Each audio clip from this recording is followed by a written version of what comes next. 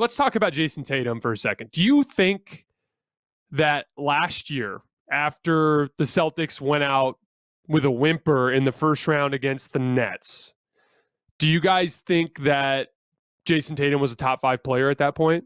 Because I don't. And like the guys were trying to put him over have had a ton of success in the league for a long time, right? Like the reason why I wanted to talk about this tonight was because it's been kind of a hot topic around the league tonight. Zach Lowe said that there were only 4 players that were definitively above him. You had Timpf say that he was the 3rd best player in the league. I saw, it's been a bit. Bill Simmons was talking about how he's a top tier superstar on his show as well. And there's some homerism going on. There's a couple of Boston guys in that group, but it's like, my thing is like, he's been playing really well since January, like unbelievably well since January. And yeah, strictly when I'm looking in that window of time, I'm seeing one of the best perimeter defenders in all of basketball, who's also very good off the ball as a defensive player, who also can grab contested rebounds when his team needs him to within their scheme. And then on the other end of the floor, we have a dynamic 3-level scorer. He's improved massively with his handle and his ability to get into the paint. So we have an incredible 3-level scorer who in the last couple of months has done a great job accepting the double team and allowing and passing out of it and helping make plays for his teammates. So on the surface, that all looks amazing. But it's been a couple of months, guys. How ridiculous is it to literally put Jayson Tatum over LeBron James, who won a finals MVP literally like less than a year and a half ago, I think it's right around a year and a half ago now, like a finals MVP a year and a half ago. And we're going to say that Jayson Tatum is better than him now. Like, I just don't understand that. Like, do I think Jayson Tatum is going to continue to play this well and have a bunch of dominant playoff runs and be in the MVP conversation year in and year out? Yes. But there's no race. There is no race to try to. I don't understand why people want to be the first guy to try to say that kind of stuff. Let's be 100% honest, guys. Even with how disastrous that Laker team was this year, remember what you saw from LeBron James when he was on the court as a scorer and as a playmaker. And the things, obviously, he didn't try on defense a lot this season. We don't even have to get into it.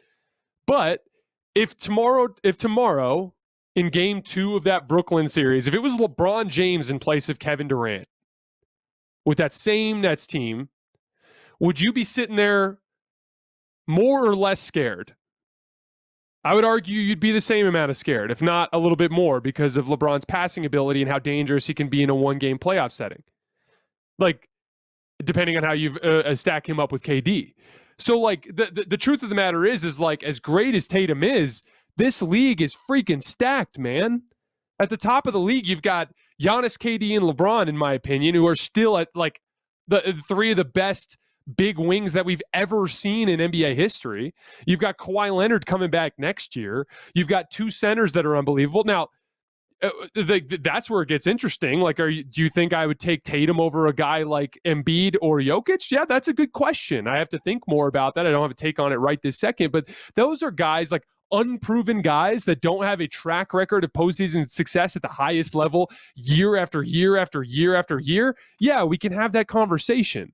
But come on, guys, for the like, with enough of the disrespect to the guys that have proven it time and time again. I love Jayson Tatum. I love watching him play.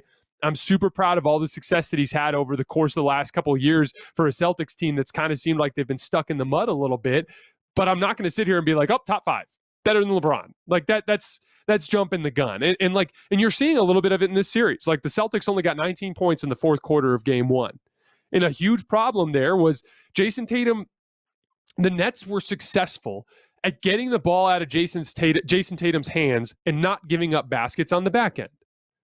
And it almost reminded me of James Harden. Do you guys remember in the bubble when the Lakers would double team James Harden and they would pre-rotate out of it and James Harden would kind of drift out to half court? Tatum's been doing some of that. He had a really important cut on the final possession of the game when he got that layup for the win. But if you watch the tape from that 4th quarter against the Nets, Jayson Tatum only took 4 shots. He was 1 for 4. He had 0 assists with a turnover. He struggled in that quarter. The Nets successfully took him out of the game in a lot of ways. Now, he wasn't completely useless, to be clear.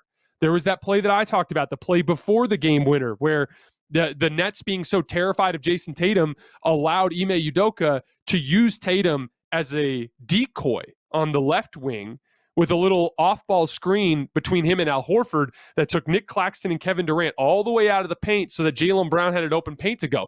Tatum is still a very effective basketball player, even when he's getting double-teamed like that. But like I talked about earlier, you don't see that with LeBron.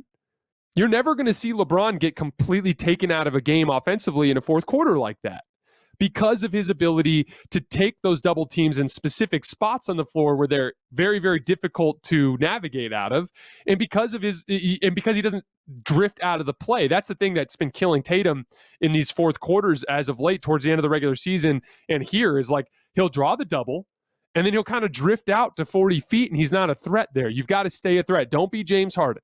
Once you get the double team, as soon as you make that pass, cut.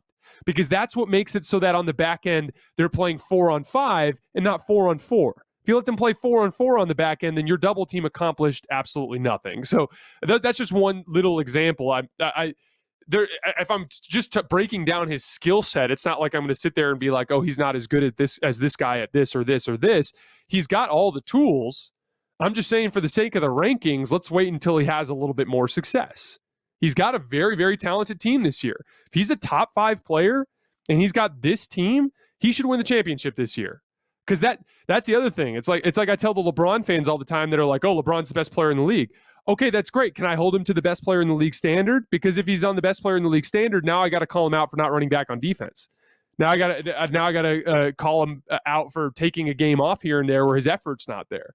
Now I've got to hold him to that standard. That's the thing that goes with Jayson Tatum. If you guys want to say he's a top 5 player, then we got to say that a top 5 player went 1 for 4 in the fourth quarter while his offense completely fell apart, only managed 19 points, and barely scraped away a win against a team that they controlled for most of the night.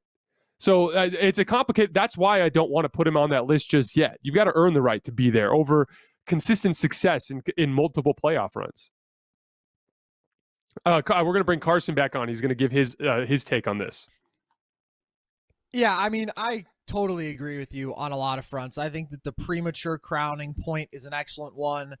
People just are generally, I think, very overreactionary in sports. And I think that you're right about just the immense talent in the league right now. And there are unquestionably dudes who are just more complete offensive engines when you combine scoring and playmaking. And Tatum obviously has improved as a playmaker, but like still certainly not truly elite in that capacity.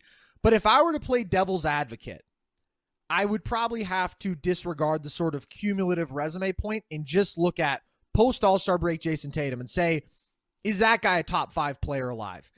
And you know, I mean, he is right in the of what is right up there for the most valuable archetype in basketball. I think if you're talking about big lead scoring wing, versatile 3-level guy, solid to good playmaker, really high-level defensive player. I mean, we've heard the numbers before, but post All-Star break, he's over 30 a game on 65% true shooting.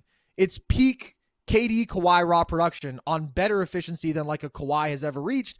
And like we said, really, really good defense. So I think it's a tough argument to make just because the talent in the league is so insane right now. And there are, 10 guys who I'm sure everybody would like to have in their top 5. But if he were to sustain this level, I mean, that's a really, really special basketball player with like all-time potential. And I do think it's like you said, Tatum has always had the skill set. It's just been about making the game easier, finding ways to create more of those high probability opportunities instead of just relying on the difficult shot making. And he's done it. He gets downhill more. He gets to the line more. He is handling doubles better. He's just shooting the ball really, really well. So I think you're right, but I don't know. Had to play a little bit of devil's advocate there. And I do think obviously we can both agree Tatum is special, special basketball player.